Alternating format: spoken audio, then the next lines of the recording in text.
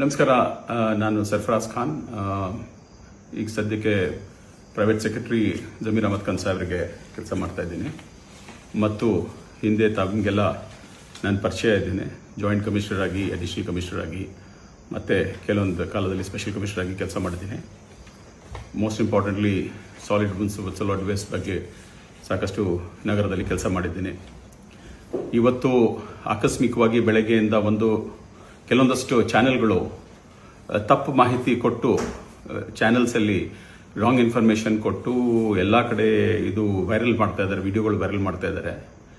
ಅದರಲ್ಲಿ ಏನು ಹೇಳ್ತದೆ ಅಂತ ಹೇಳಿದರೆ, ನಾನು ಅಕ್ರಮವಾಗಿ ಒಂದು ರೆಸಾರ್ಟ್ ನಡೆಸ್ತಾ ಇದ್ದೀನಿ ತಾರಕ ಜಲಾಶಯದಲ್ಲಿ, ಮತ್ತು ಅದಕ್ಕೆ ಯಾವುದೇ ಥರ ಲೈಸೆನ್ಸ್ ಆಗಿರ್ಬೋದು ಮತ್ತು ಪರ್ಮಿಷನ್ ಆಗದೇ ಇರೋದು ನಾನು ಇದು ರೆಸಾರ್ಟ್ ನಡೆಸ್ತಾ ಇದ್ದೀನಿ ಅಂತ ತಪ್ಪು ಮಾಹಿತಿ ನೀಡ್ತಾ ಇದ್ದಾರೆ. ಮೊದಲನೇದಾಗಿ ನನಗೆ ಗೊತ್ತಿರೋರು ಪ್ರತಿಯೊಬ್ಬರಿಗೂ ಗೊತ್ತಿದೆ, ಇದು 2006 ನಾನು ಈ ಆಸ್ತಿಯನ್ನು ಕೊಂಡ್ಕೊಂಡಿದ್ದೆ. ಇದರಲ್ಲಿ ನಾನು ಫಾರ್ಮ್ ಹೌಸ್ ಕೊಂಡ್ಕೊಳ್ಳಿಕ್ಕೆ ನನ್ನ ಹತ್ರ ಎಲ್ಲ ರೀತಿಯ ಪರ್ಮಿಷನ್ನು, ಅದೊಂದು ಪಂಚಾಯತಿದು ಪರ್ಮಿಷನ್ನು ನಾನು ತಗೊಂಡಿರೋದು, ಮತ್ತು ಇದು ಪಂಚಾಯತಿದು ಪರ್ಮಿಷನ್ ಇದೆ ನಾನು ತಗೊಂಡಿರೋದು. ಇದು ನನ್ನ ಜೊತೆಗೆ ಶೇರು ಮಾಡ್ತೀನಿ, ತಮ್ಮ ಜೊತೆ ಎಲ್ಲರ ಜೊತೆನೂ ಶೇರ್ ಮಾಡ್ತೇನೆ. ಮತ್ತು ಅದಕ್ಕೆ ಕಂದಾಯ ಕಟ್ಟಲ್ಲ ಅಂತ ಹೇಳ್ತಾರೆ, 10 ಕೋಟಿ ಕಂದಾಯ ಕಟ್ತಾ ಇರೋದು ನಾನು. ಇದು ನಾನು ಕಂದಾಯ ಕಟ್ಟಿರೋದು, ಇದು ಮಾಹಿತಿ. ಮತ್ತು ಅದು ಫಾರೆಸ್ಟಿಂದ ನನಗೆ ಇದು ಎಲಿಫೆಂಟ್ ಕಾರಿಡಾರಲ್ಲಿ ಕಟ್ಟಿದ್ದೀವಿ ಅಂತ ಹೇಳ್ತೀವಿ. ಇದು ಫಾರೆಸ್ಟ್ ಡಿಪಾರ್ಟ್ಮೆಂಟ್ ಅವರು ಕೊಟ್ಟಿರೋದಂತ ಮಾಹಿತಿ. ಯಾವ ವರ್ಷದಲ್ಲಿ ಇದು? 2016ರಲ್ಲಿ ಇದು ನಾವು ಅವಾಗಲೇ ಕೊಟ್ಟಿದ್ದಾರೆ. ಇದು ಎಲಿಫೆಂಟ್ ಕಾರಿಡಾರಲ್ಲಿ ಬರಲ್ಲ ಅಂತ. ಇದು ವಾಸವಾದಂಥ ಮನೆ. ಇದು ನಾನಿಲ್ಲಿ ಸುಮಾರು ನನ್ನ ಮಕ್ಕಳು, ನನ್ನ ಕುಟುಂಬ, ನನ್ನ ಮಕ್ಕಳು ಇಲ್ಲಿ ಬೆಳೆದಿದ್ದಾರೆ, ಚಿಕ್ಕವರಿಂದ ದೊಡ್ಡವರಾಗಿದ್ದಾರೆ ಈ ಮನೆಯಲ್ಲಿ. ಮತ್ತೆ ಈ ಮನೆಯಲ್ಲಿ ಬಂದಿದ್ದೀವಿ. ಈಗ ನಾನು ಸುಮಾರು 36-37 ವರ್ಷ ಸರ್ವಿಸ್ ಮಾಡಿ ರಿಟೈರ್ ಆಗ್ತಾ ಇದ್ದೀನಿ ಸದ್ಯದಲ್ಲೇ. ಇಲ್ಲಿ ನಾನು ಒಂದು ವಾಸದ ಮನೆ ಮಾಡಿಕೊಂಡು ಒಂದು ಹೋಮ್ ಸ್ಟೇಗೆ ಗವರ್ಮೆಂಟ್ ಇಂದ 10 ಕೋಟಿ ಡಿಪಾರ್ಟ್ಮೆಂಟ್ ಇದು ಪೊಲೀಸ್ ಡಿಪಾರ್ಟ್ಮೆಂಟ್ ಅವ್ರದ್ದು NOC ತಗೊಂಡಿದ್ದೀನಿ. ಮತ್ತೆ ಪ್ರವಾಸೋದ್ಯಮ ಇಲಾಖೆಯಲ್ಲಿ ನಾನು ಪರ್ಮಿಷನ್ ತಗೊಂಡಿದ್ದೀನಿ. ಹೋಮ್ ಸ್ಟೇಗೆ ಮತ್ತೆ ರೆಸಾರ್ಟ್ಗೆ ಸಾಕಷ್ಟು ವ್ಯತ್ಯಾಸಗಳಿದೆ.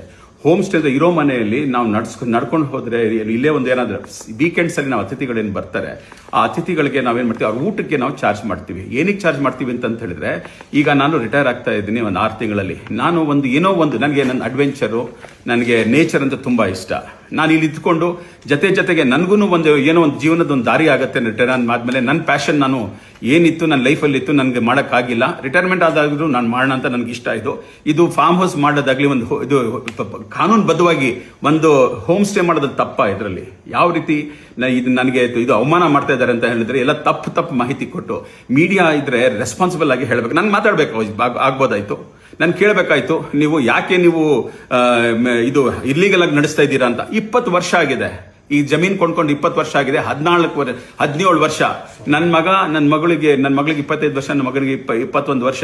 ನಾನು ಭುಜದ ಮೇಲೆ ಎತ್ಕೊಂಡು ಬರ್ತಾ ಇದ್ದೀವಿ ಫಾರ್ಮ್ಗೆ ನಾನು ಇದ್ದಾಗ. ಆವಾಗಿಂದ ನನ್ನ ಪ್ರತಿ ಮನೆಯವ್ರು ನನಗೆ ಗೊತ್ತಿದ್ದಾರೆ. ಇಲ್ಲಿ ಕೆಲವೊಂದಷ್ಟು ಜನ ಬ್ಲಾಕ್ ಮೇಲರ್ಸ್ ಸೇರ್ಕೊಂಡು ಮೀಡಿಯಾದವ್ರಿಗೆ ಕರ್ಕೊಂಡ್ ಬರ್ತಾ ಇದಾರೆ, ಬ್ಲಾಕ್ ಮೇಲ್ ಮಾಡ್ತಾರೆ. ಇಲ್ಲಿ ತಗೊಂಡ್ ಬಂದ್ಬಿಟ್ಟು ದಿನನಿತ್ಯ ಬರೋದು, ಬ್ಲಾಕ್ ಮೇಲ್ ಮಾಡೋದು.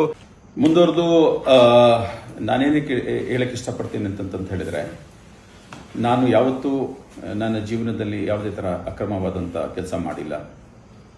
ನನ್ನ 26-27 ವರ್ಷ ಸರ್ವಿಸಲ್ಲಿ ಯಾವುದೇ ಥರ ನನ್ನ ಮೇಲೆ ಎನ್ಕ್ವೈರಿ ಆಗಿರಲಿ, ಭ್ರಷ್ಟಾಚಾರದ ಆರೋಪ ಆಗಲಿ ನನಗೆ ಯಾವತ್ತೂ ನನಗೆ ತಗಲಿಲ್ಲ. ನಾನು ಪ್ರಾಮಾಣಿಕವಾಗಿ ಕೆಲಸ ಮಾಡ್ಕೊಂಡು ಬರ್ತಾ ಇದ್ದೇನೆ. ಈ ವಿಷಯದಲ್ಲಿ ಈಗ ಈ ರೀತಿ ಒಂದು ಮೀಡಿಯಾದವರು ಆರೋಪ ಮಾಡೋದು, ಬಹುಶಃ ನನಗೆ ಕೇಳ್ಬೋದಾಯ್ತು, ಸರ್ ಈ ಥರ ಆಗಿದೆ ಅಂತಲ್ಲ. ಸುಮಾರು ಜನ ನನಗೆ ಪರಿಚಯ ಇದ್ದಾರೆ. ಮತ್ತೆ ನಾನೇನು ಹೇಳ್ತಾ ಇದ್ದೀನಿ ಅಂತ ಹೇಳಿದ್ರೆ, ಅಟ್ಲೀಸ್ಟ್ ಸೀನಿಯರ್ ಚೀಫ್ ಎಡಿಟರ್ಸ್ಗಳಿಗೆ ಅವ್ರು ಕೇಳಿದ್ರೆ ಬಹುಶಃ ಅವರಾದ್ರೂ ಇವರಿಗೆ ಗೈಡ್ ಮಾಡ್ತಾ ಇದ್ರು, ಯಾವತ್ತೆ ಕೇಳ್ಬಿಟ್ಟು ಏನಾಗ್ತಾ ಇದೆ ಅಂತ ಕೇಳಿ ಅಂತ. ಆ ರೀತಿ ಒಂದೇ ಸತಿ ತಗೊಂಡು ಏಕ್ದಮ್ ಒಬ್ಬ ಅಧಿಕಾರಿ, ಒಂದು ಸೀನಿಯರ್ ಅಧಿಕಾರಿ ಮೇಲೆ ಈ ರೀತಿ ಒಂದು ತಪ್ಪ ಆರೋಪ ಮಾಡೋದು, ಮತ್ತೆ ಈ ತರ ಯಾವುದೇ ಪರ್ಮಿಷನ್ ಇಲ್ಲ ಅಂತ ಯಾರು ನಿಮ್ಗೆ ಹೇಳಿದ್ದಾರೆ? ಇದು ಯಾರು ಮಾಹಿತಿ ಕೊಟ್ಟಿದ್ದಾರೆ ತಮಗೆ ಪರ್ಮಿಷನ್ ಇಲ್ಲ ಅಂತ ಹೇಳ್ಬಿಟ್ಟು? ಈಗ ಆಕ್ಟಿವಿಸ್ಟ್ ಅಂತ ಹೇಳ್ಬಿಟ್ಟು ಮಾತಾಡ್ತಾರಲ್ಲ, ಅದರಲ್ಲಿ ಯಾವತ್ತು ಬಂದು ತಾರಕ ಜಲಾಶಯಲ್ಲಿ ಇಲ್ಲಿ ಸಮಸ್ಯೆಗಳನ್ನ ಯಾವತ್ತನ ಬಂದು ನೋಡಿದ್ದಾರೆ ಯಾರನ್ನ, ಇಲ್ಲಿ ಏನಾಗಿದೆ ಅಂತ ಹೇಳ್ಬಿಟ್ಟು? ನನ್ನ ಮನೆ ಒಂದು ಫಾರೆಸ್ಟ್ ಆಫೀಸ್ ತರ ಕೆಲಸ ಮಾಡುತ್ತೆ. ಆಫೀಸರ್ಸ್ ರಾತ್ರಿ ಇಲ್ಲಿ ಬರ್ತಾರೆ, ನೋಡ್ತಾರೆ, ಪೆಟ್ರೋಲಿಂಗ್ ಮಾಡ್ತಾರೆ, ನಾವು ಸಪೋರ್ಟ್ ಮಾಡ್ತೀವಿ. ಏನಾದ್ರೂ ಸಮಸ್ಯೆ ಆದ್ರೆ ನಮ್ ಕೆಲಸ ಮಾಡೋರು ಇಮಿಡಿಯೇಟ್ ಆಗಿ ಫಾರೆಸ್ಟ್ ಅವ್ರಿಗೆ ಇನ್ಫಾರ್ಮೇಶನ್ ಕೊಡ್ತಾರೆ, ಪೊಲೀಸ್ಗೆ ಇನ್ಫಾರ್ಮೇಶನ್ ಕೊಡ್ತಾರೆ, ಅಕ್ರಮ ಚಟುವಟಿಕೆಗಳನ್ನ ಇನ್ಫಾರ್ಮ್ ಮಾಡ್ತಾರೆ. ಇದೊಂದು ಸರ್ಕಾರಿ ಇದ್ರ ತರ ಕೆಲಸ ಮಾಡ್ತೀವಿ. ಮತ್ತೆ ಟ್ರೈಬಲ್ಸ್ ಸಮಸ್ಯೆ ಆಗಿದ್ದಾಗ ಇಲ್ಲಿ ಕೂತ್ಕೊಂಡು ನಾವು ಅವಾಗ ಸೋಷಿಯಲ್ ವೆಲ್ಫೇರ್ ಡಿಪಾರ್ಟ್ಮೆಂಟ್ ನಾನು MD ಟ್ರೈಬಲ್ ವೆಲ್ಫೇರ್ ಆಗಿದ್ದಾಗ ಈ ಒಂದು ಕಚೇರಿ ತರ ಟ್ರೈಬಲ್ ಆಫೀಸರ್ ಕಚೇರಿ ತರ ಇಲ್ಲಿ ಕೆಲಸ ಮಾಡ್ತಾ ಇತ್ತು. CREs DGP ಅವರು SP ಗಳೆಲ್ಲ ಇಲ್ಲಿ ಮೀಟಿಂಗ್ ಮಾಡ್ತಾ ಇದೀವಿ, ನಾವು ಎಲ್ಲಾ ತರ ಮಾಡ್ತಾ ಇದೀವಿ. ಅದರಲ್ಲಿ ಇವ್ರು ಬಂದ್ಬಿಟ್ಟು 20 ವರ್ಷ ಆದ್ಮೇಲೆ ಅಕ್ರಮ ಅಂತ ಹೇಳಿದ್ರೆ 20 ವರ್ಷ ನಂತರ ಅಕ್ರಮ ಕಾಣಿಸ್ತಾ ಇದೆಯಾ ಇವರಿಗೆಲ್ಲ? ಯಾವುದೇ ತರ ತುಂಬಾ ಮೀಡಿಯಾದವರು ಮಾತಾಡುವಾಗನೂ ಸ್ವಲ್ಪ ಗಂಭೀರವಾಗಿ ಮಾತಾಡಬೇಕು. ಯಾರ ಬಗ್ಗೆ ಆರೋಪಗಳು ಮಾಡ್ತಾ ಇದ್ದಾರೆ ಒಂದು. ಆಮೇಲೆ ಮಿನಿಸ್ಟರ್ಗೆ ಪದೇ ಮಿನಿಸ್ಟರ್ ಹೆಸರು ತರೋದು ತುಂಬಾ ತಪ್ಪು. ಅವ್ರು ಯಾವ್ದ್ರಲ್ಲೂ ಇಲ್ಲ ಪಾಪ. ಅವ್ರ ಮಿನಿಸ್ಟರ್ ಅವ್ರ ಕೆಲಸ ಅವ್ರು ಮಾಡ್ಕೊಂಡಿದ್ದಾರೆ. ಅವ್ರ ಬಗ್ಗೆ ತಪ್ಪು ಮಾಹಿತಿ ಹಾಕೋದು, ಮತ್ತೆ ಬೇರೆ ತರ ಫೋಟೋಗಳು ಹಾಕೋದು, ಮೀಡಿಯಾದಲ್ಲಿ ತೋರಿಸೋದು ತುಂಬಾ ಇಷ್ಟ ಬಂದ. ಯಾಕಂದ್ರೆ ಡಿಜಿಟಲ್ ಮೀಡಿಯಾದಲ್ಲಿ ಏನ್ ಬೇಕಾದ್ರೂ ಕ್ರಿಯೇಟ್ ಮಾಡಬಹುದು ಇವತ್ತು.